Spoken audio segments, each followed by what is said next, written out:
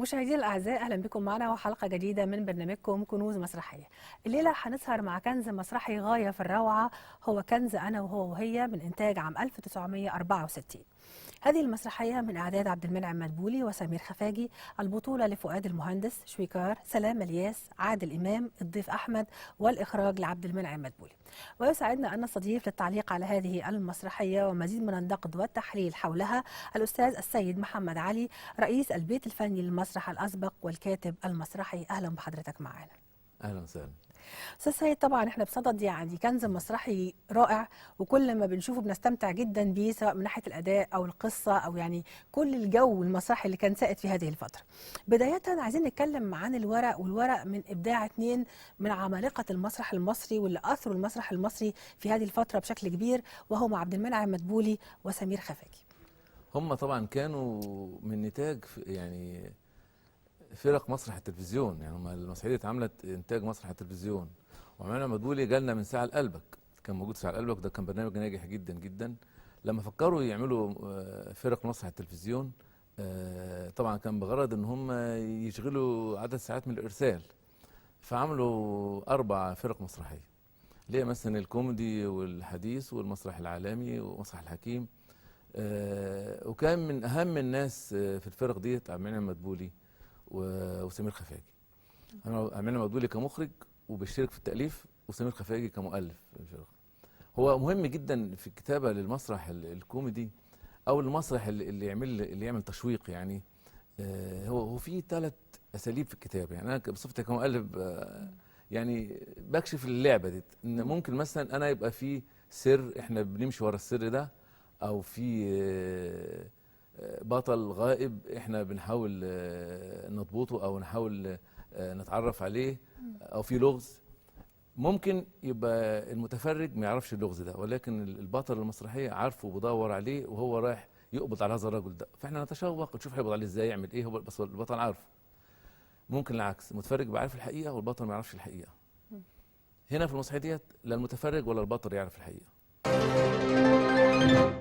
حضرتك بتكلمي عن اسلوب اسلوب الكتابه الكتابه للمسرح للمسرحيات انا الكوميدي. وهو هي أنا وهو. وهنا بالذات هم استخدموا ان يكون الموضوع مبهم ليس تمام. فقط بالنسبه للابطال، لكن بالنسبه للجمهور، واحنا سويا بيحصل لنا حاله الكشف في النهايه. احنا عرض كشف في الاخر كنا نفاجئ بيها. اه ودي من اجمل طرق الكتابه للمسرح الكوميدي. طبعا هم المسرحيه طبعا اجتماعيه، مالهاش علاقه طبعا لا باي منظور سياسي ولا حتى بنشر ولا اقتصاد ولا اي حاجه خالص، مسرحيه اجتماعيه للتسليه. لكن دي فتره جميله جدا بعد الثوره، مسرح سنه 64.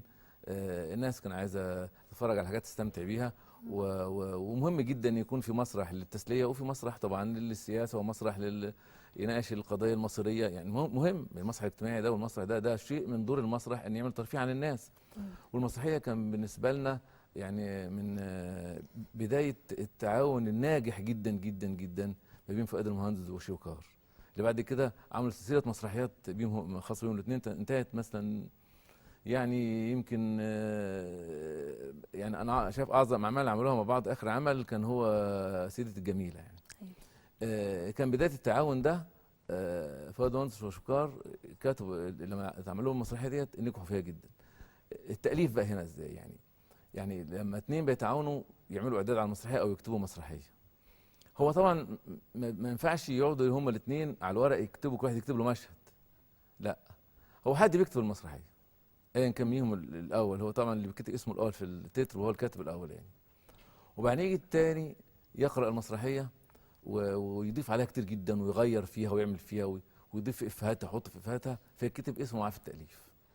حضرتك بتقول انه مش الاثنين قعدوا مع بعض كده نشترك كل واحد على الترابيزه ونألف او نعد سويا، لكن في حد اساسي يبقى هو هو اللي بيعد الورق ده، وواحد تاني بيضيف اليه او ينقح الكتابه. ينقح الكتابه بشكل يعني في تدخل لشكل ان هو يبقى مشارك في التاليف بقى. بنوصل لمرحله دي او الاعداد يعني. بس عشان نعمل الحكايه دي لازم يكون اثنين على مستوى عالي جدا من التفاهم، وفي نفس الوقت انكار الذات. يعني ما عندناش مين اللي يبرز او مين اللي ما بيبرزش كمؤلف او كمعد مسرحي. هم الاثنين حابين الموضوع وبيشتغلوا بروح الهواة، مع انهم محترفين جدا، سمير خفاجي وعبد المنعم مدبولي. اصل مدبولي اشترك في الكتابه بصفته هو اللي هيخرج.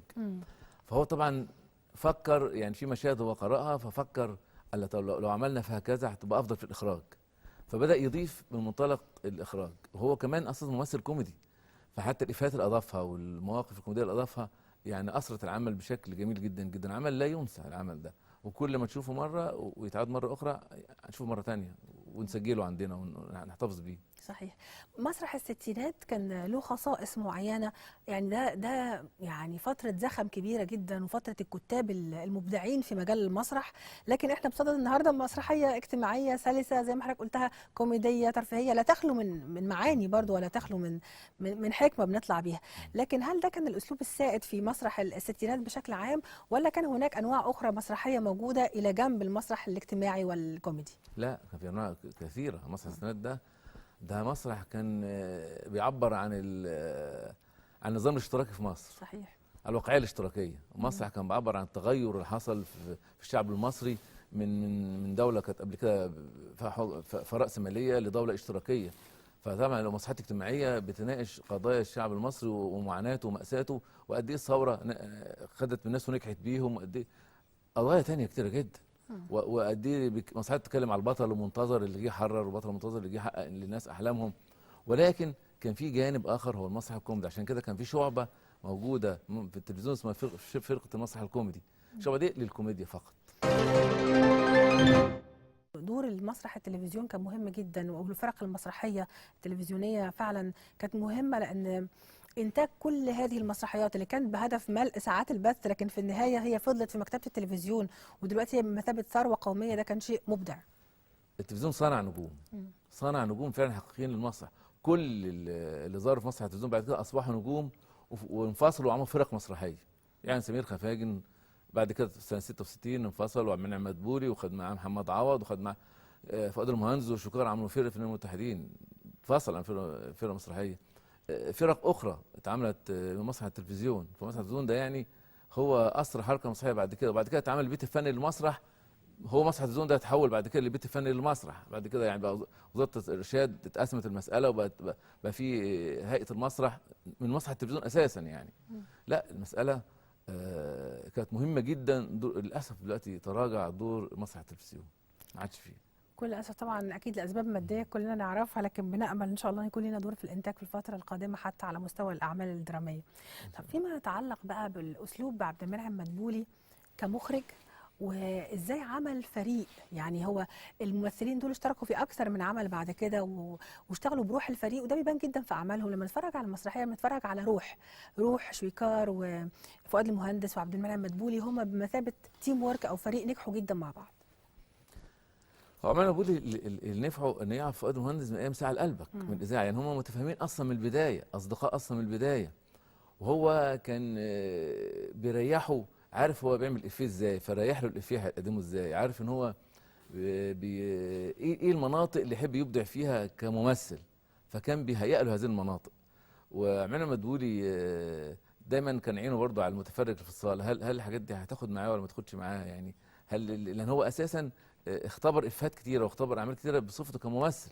فالممثل يخرج ويكتب يفرق كتير جدا عم يكون واحد مثلا بيكتب او بيخرج واساسا ما مثلش، يبقى مش قادر يستشعر الكوميديا هتبقى فين في المنطقه دي. فعماد بولي كان يملك ادواته كويس جدا في الجزئيه دي. عشان كده المسرحيه كوميديه وسلسه، وانت بتتفرج عليها تحس انك انت مش مرهقه من الاخراج، تحس ان المسرحيه انت شايفه الممثلين بيتحركوا بحركه طبيعيه، حركه مريحاكي وانت بتتفرج عليها.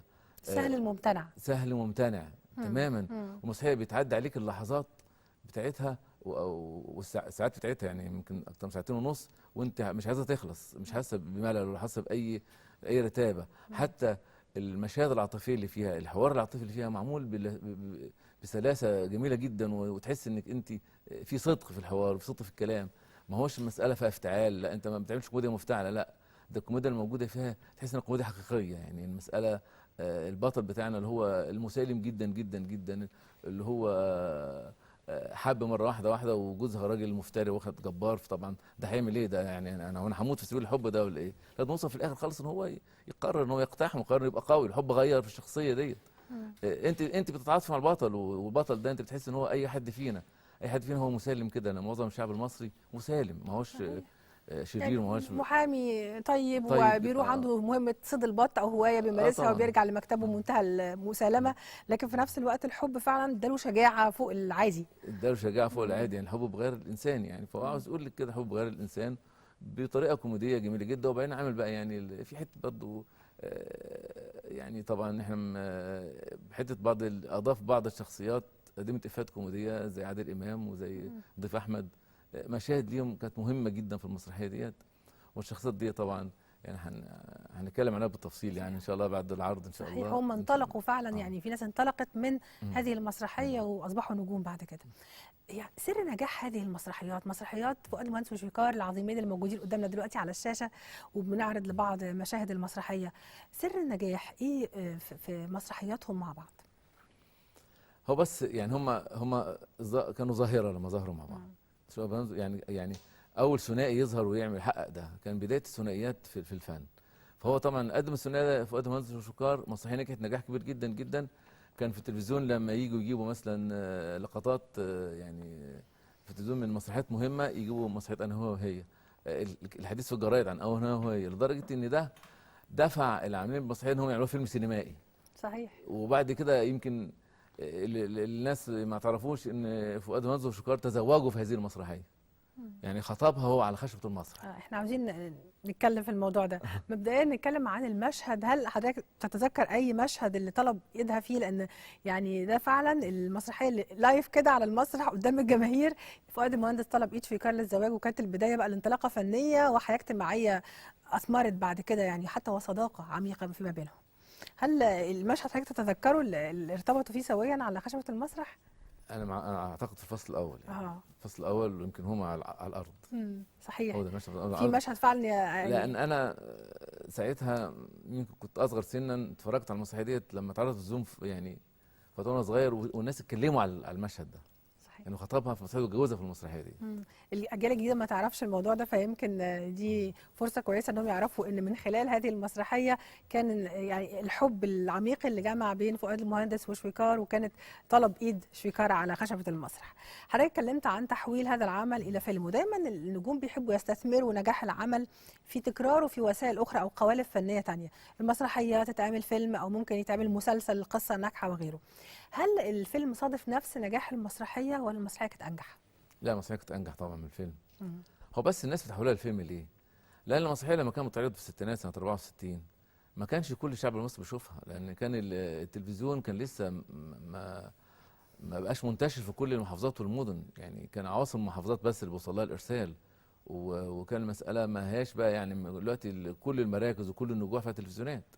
فكان السينما اكثر انتشارا، وخصوصا السينما كمان المسرحيه الفيلم اتعمل سينما هيقدر يسوقه في الدول العربيه، فالفيلم نجح في الدول العربيه اكتر ما نجح في مصر، لان في مصر الناس خلاص كانت شافت المسرحيه يعني. فطبعا لكن لا، المسرحيه طبعا انجح من الفيلم كتير، لان المسرحيه انت بتتفرجي وانت قاعده مستريحه، وانت حاسه انك ان هم دول انت، وانت كل واحد بيتوحد مع شخصيه من الشخصيات، بيقترب منها ويحس بمشاعرها. فطبعا لا. وبعدين على فكره كان باين جدا علاقه الحب بين فؤاد المهندس وشويكار انها علاقه حقيقيه في المسرحيه دي، تحس ان في فعلا حب حقيقي بينهم في المشاهد بتاعت المسرحيه. طبعا. دايما عبد المنعم مدبولي معروف عن ان هو يعني له اسلوب معين في الاخراج، ويمكن الناس شافت ان المدبوليزم ده اسلوب الاضحاك من اجل الاضحاك، ولو ان ده مش حقيقي، لان دايما ما اخرجه عبد المنعم مدبولي كان بيحمل قيمه اجتماعيه او معاني لطيفه حقيقي بيبروزها في قالب كوميدي، لكنه قالب كوميدي برضه راقي. هل ممكن نلمح بعض السمات الاخراجيه لعبد المنعم مدبولي ممكن نشاور عليها من خلال هذه المسرحيه تميز بيها؟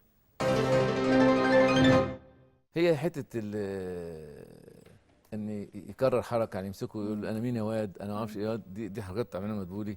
ان الطريقه اللي عمل بها عادل امام اللي شخصيه دسوقي والكاركتر بتاعه ده والحركه، لا دي برضو شغل عملها مدبولي يعني.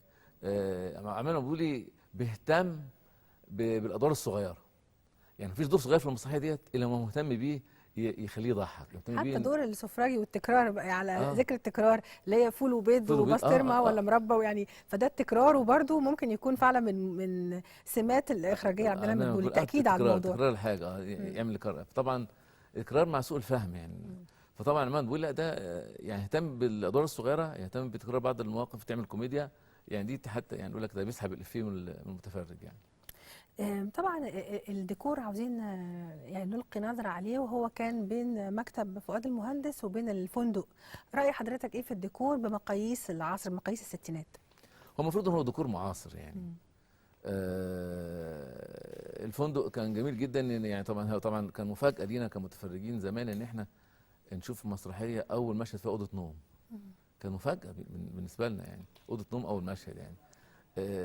هي كانت مريحة جدا أوضة النوم، ساب مساحات فراغ فيها عشان حركة الممثلين كانت موجودة فيها، المداخل والمخارج كانت فيها معمولة في مكان مريح للمتفرج وهو بيتفرج عليها. وكان هي تحس فيها أوضة نوم في فندق فعلا يعني، ما هيش أوضة نوم بيت عادي يعني. لما تيجي تشوف مكتب المحامي يعني، هو المحامي مكتبه طبعا تحس انه محامي ما هوش فقير يعني لحد ما هو محامي ثري يعني.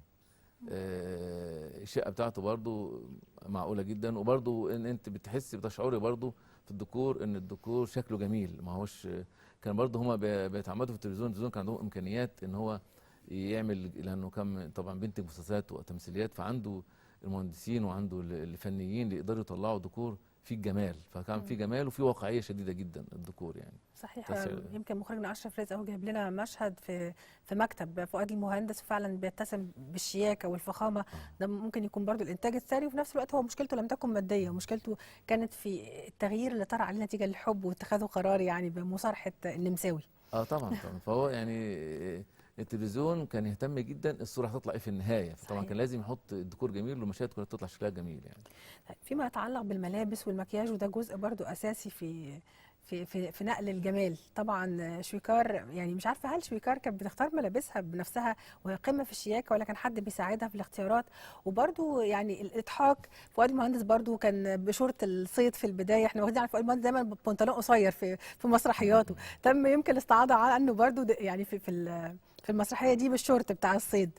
والملابس بصفة عامة للموجودين، لميمو، للنمساوي، لغيره. رأي حضرتك في الملابس والمكياج الموجود؟ والله الملابس انا رايي ده تدخل المخرج عماد مدبولي يعني. مدبولي ده لا يمكن تفوته حاجه زي كده. عماد مدبولي ان هو حتى اللبس يبقى فيه كوميديا يعني، ما هو اللبس ما هوش توظيف المشهد على قد ما هو عامل اللبس ان يؤدي الى كوميديا، فهو اعتقد هو اللي تدخل في هذه الملابس عشان يثير الضحك عند المتفرجين. فعلا الملابس كان حتى انه يلبس عادل امام بنطلون قصير، وحتى يعني كنا زمان بنتريق على بعض، ما حد يلاقي حد لابس بنطلون قصير يقول له دسوقي قصير يعني. بقت لازمه، بقت لازمه طبعا، بقت لازمه يعني. فطبعا لا التدخل في الملابس مؤكد 100% اللي عاملها عماد مدبولي. الاهتمام بكل تفصيلة شيء رائع ومبدع، وده يمكن يعني الساده المشاهدين هيلاحظوه معانا في عرض المسرحية. احنا بنستأذنك يعني نذهب سويا لمشاهدة مسرحية أنا وهو وهي، وإن شاء الله هتكون مشاهدة ممتعة بالنسبة للمشاهدين. ونذكر حضراتكم إننا باقين مع حضراتكم بعد العرض لمزيد من المتابعة والتحليل حول أدوار الممثلين بشكل أكثر تفصيلا، بصحبة الأستاذ السيد محمد علي، رئيس البيت الفني للمسرح الأسبق والكاتب المسرحي. فابقوا معنا بعد العرض. حته بقى روعه اداء فؤاد المهندس في ده، ان هو ازاي انت من جواك حاجه وتظهر حاجه اخرى، من جواك انت خايف جدا ومرعوب لا يكتشفك، وفي نفس الوقت انت واقف معاك في صفه، يعني زي انت واقف مع واحد ضد نفسك. المساله ديت اللي هو اختلاط المشاعر ديت روعه اداء الممثل فؤاد المهندس فيها، لانه كان جميل جدا في المشاهد لدرجه ان احنا كنا قاعدين متوترين جدا معاه، ويثير جوانا الضحك وجوانا السخريه من المشهد ده. فجرت الكوميديا حتى من يعني حتى من المشهد مع الخادمه بشنب من غير شنب افتكري يعني حاجات كلها مثيره جدا للضحك على بساطتها. التحقيق كمان مع التحقيق مع الخادمه، الاسئله والاراء، وهو لما يسال ازاي هو يعمل انه مش فاهم، ازاي يعمل انه مش شايف، ازاي يعمل الحاجات دي كلها ادوات فؤاد المهندس. ادوات المهندس مهمه، وده اللي ساعده عبد المدبولي كمان، والكتابه النص ساعده في الاسئله ديت. حط له حاجات اللي يقدر يستخدمها. شويكار طبعا يعني الراقية الرقيقة، وكانت تلاقي على الدور جدا، والدلوعة بملابسها بشكلها الجميل. يعني رأيك في أدائها؟ ودي يعني كانت من الأدوار الأولى، ما كانش لسه في يعني مسيرة كبيرة بينها وبين فؤاد المهندس. هي كانت بتطلع الأول شويكار في الأفلام زمان دور رابع أو خامس كده، أو يعني ممكن كومبارس متكلم، أو دور ثانوي، دور شخصيه مثلا يعني معرفه البطله، دور بنت حلوه طالعه كده. يعني المسرحيه ديت شكار قالت انا ممثله مسرح، وانا ذات حضور عالي طاغي جدا جدا، فاكدت نفسها وثبتت نفسها على خشبه المسرح.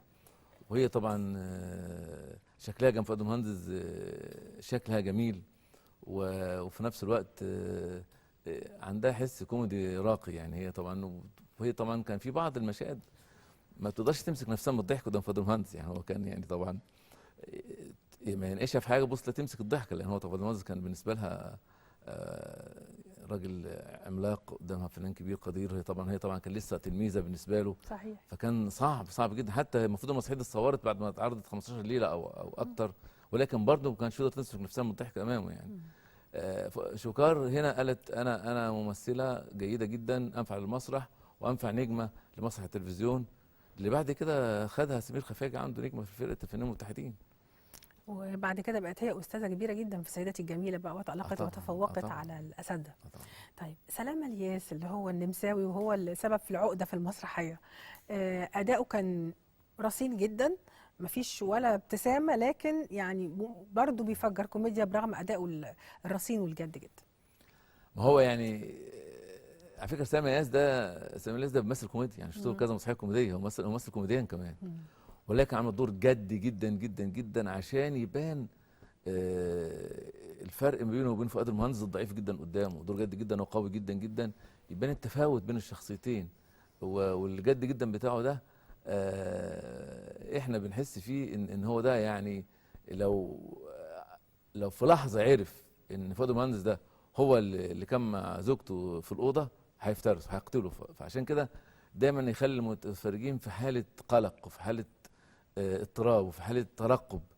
عشان كده عملوا الدور بجد جدا جدا، ما كسروش المخرج، ما كسرش الدور ده خالص ولا خليه يضحك، عشان هذا الرجل لغايه اخر لحظه مصمم. يعني ممكن يقتل في اي لحظه، ممكن ينتقم، ممكن لغايه اخر لحظه. عشان كده ما كسرش الشخصيه ولا ضعفها، خلاها بمنتهى القوه لغايه اخر لحظه. حتى المساعد بتاعه نفس الحكايه، ميمو. يعني الادوار البسيطه او الثانويه دي كانت ادوار مهمه جدا، زي ما قلنا دور الخادمه، دور ميمو، دور حتى السفراجي اللي موجود في الاوتيل. لكن لابد من التوقف عن دور عادل امام اللي هو الاستاذ دسوقي المساعد بتاع المحامي. قد ايه كان دور رائع، وكان بشاره لانطلاقه كنجم بعد كده هيحتل مكان صداره في الكوميديا. عادل امام اللي الناس ما تعرفوش ان كان في زمان برامج في التلفزيون كده بالليل قبل كده السهره يقول لك ضحكت قبل النوم، ابتسامه قبل النوم، بس ابتسامه قبل النوم كده. كان الابتسامه قبل النوم لما يجيبوا حته من مسرحيه انا وهو هي، يجيبوا المشهد بتاع عادل امام هو في المكتب. ده المشهد الوحيد اللي جوه، انا دسوقي وكان في تليفون ويقابل انا. ده المشهد بتاع عادل امام. كان دايما عادل امام هو اللي يجي من المسرحيه، لا يمكن لقطه تيجي مسرحيه غير لقطه عادل امام. وعادل امام ده هو اللي لفت حضوره ده واستقبال الجمهور ليه، هو اللي لفت نظر سمير خفاجي ان هو ياخده بعد كده يبقى بطل الفنانين المتحدين حتى الان، يعني حتى يعني اخر اعماله يعني. لانه طبعا كان مفاجاه للجمهور، مفاجاه للناس، والناس كلها طلعت معلقه في على المسرحيه ديت عادل امام انا دسوقي. في مسرحيات دايما يعني يطلع فيها شخصيه تقول جمله واحده بس تخطف النظر، تخطف النظر. في فيلم جمله كده زي نورماندي 2 مثلا، في فيلم كده تخطف الودان الناس، تخطف سمع الناس. وجمل عشان كده ما فيش ممثل صغير وممثل كبير، ما فيش ممثل كبير وممثل صغير، ما فيش دور كبير ودور صغير، ولكن في ممثل صغير وممثل كبير. في ممثل ياخد دور صغير جدا كده جملتين ثلاثه يعمل منه دور. الحكايه مش حكايه طول المشهد. احنا بنشوف المسرحيه ديت كل واحد عاوز يتفرج على دسوقي ده. المشهد لما يجي كمان بهيئته، بكلامه، بحديثه في التليفون، يعني كل حاجه عملها. بنشوف احنا بنتفرج عليه. وعلى فكره هم كانوا مكبرينه في السن، يعني مكبرينه مثلا 20 سنه عن سنه. هو كان ساعتها عنده 23 سنه ولا 24 سنه عادل امام. مكبرينه بالمكياج، مكبرينه في السن. وده دليل برضه على ان فؤاد المهندس وعبد المنعم مدبولي كانوا مكتشفين للنجوم، وكانوا بيدوا فرص للنجوم الشابه انها تاخد ادوار هم عارفين انها هتعلم مع الناس، لكن ده لا ينتقص ابدا من نجوميتهم ووقفتهم على خشبه المسرح. وكانوا بيخدموا الشباب الصغير. صحيح. بيخدموهم بحيث ان هو ما يقدرش، يعني في دلوقتي ممثلين نجوم لما يلاقي شاب صغير طالع وبيعمل افيهات فيخاف ياكل منه الجو او ياكل منه الجمهور، فيوقفوا على الافيه اللي بيعمله ولا ما يقولوش الافيه ده. لكن لا، ده بيفرش له الافيه عادل امام. بيفرش لعادل امام الافيه، فده المهندس يفرش له، فالمهندس يساعده يقول الافيه بتاعه. يفرح لما ممثل صغير يعني المشهد فؤاد المهندس مع اي مشهد تشوفها مع عادل امام في المسرحيه ديت، شوفين هو بيريحه في الافيه بتاعه. صحيح، بيديله مساحته، ممكن مساحته. يكون بيضحك كمان معاه على بيضحك معاه الافيه ده على افيهاته. يعني هو سعيد جدا ان هو ناجح في الدور ده. طيب يعني احنا يعني شفنا العقدة بسيطة لكنها بدأت تتصاعد شوية بشوية، وبعد كده العقدة دي اتفكت في النهاية بمنتهى البساطة والسهولة. رأيك في طريقة فك العقدة وحل العقدة في النهاية ونهاية المسرحية؟ بص هقول لحضرتك حاجه. هو طبعا العقده اتحلت يمكن قبل النهايه، يمكن ما فيش اقل من ربع ساعه يعني عرفنا الحقيقه المسرحيه. هو طبعا الطريقه ديت هي دي الطريقه في المسرح الكوميدي، انك انت او مسرح التشوق او حدوته الى مسرح في السسبنس ده يخليكي مشدوده لغايه اخر لحظه. لازم المسرحيه تتحل بشكل غير متوقع بالمره. فعلا احنا كلنا غير متوقعين هذه النهايه وهذه حل العقده. انا شايف انه كان ناجح جدا جدا الاثنين المؤلفين او الاثنين اللي عملوا الاعداد في النهايه ديت، لان احنا طبعا احنا فوجئنا بيها كمان، وحلت مشكله عندنا، مشكله اجتماعيه، ومشكله ان الراجل ده ازاي يعني هيتجوز واحده متجوزه او هيطلقها من جوزها، هي مش هتطلق اصلا من جوزها. برضه حته ان هي تبقى متزوجه وبعدين جوزها البلطجي ده يطلقها، حته ان انا اتجوز واحده عشان طلقتها من جوزها، دي برضه نفسيه ما تريحش المتفرج، ولكن تطلع اساسا هي مش مراته، دي اجمل كتير جدا وتريح جميع الاطراف. صحيح. تقييمك النهائي للعمل الجميل اللي احنا كنا بصدد مشاهدته النهارده؟ انا رايي ده من اهم الاعمال، اعظم الاعمال الكوميديه اللي قدمت في مسرح التلفزيون، وبدايه سكه جديده للمسرح الكوميدي الراقي، ما فيهوش ولا كلمه خارجه ولا ايماءه ولا ايحاءه خارجه ولا لفظ ولا اي ابتذال ولا اي اسفاف خالص. مسرح كوميديا راقيه ممكن افراد الاسره تتفرج عليه وتستمتع بيه. زي ما اتكلمنا عن عادل امام وقد ايه كان دوره متميز جدا في المسرحيه دي، كان في شخص اخر كمان متميز، الضيف احمد.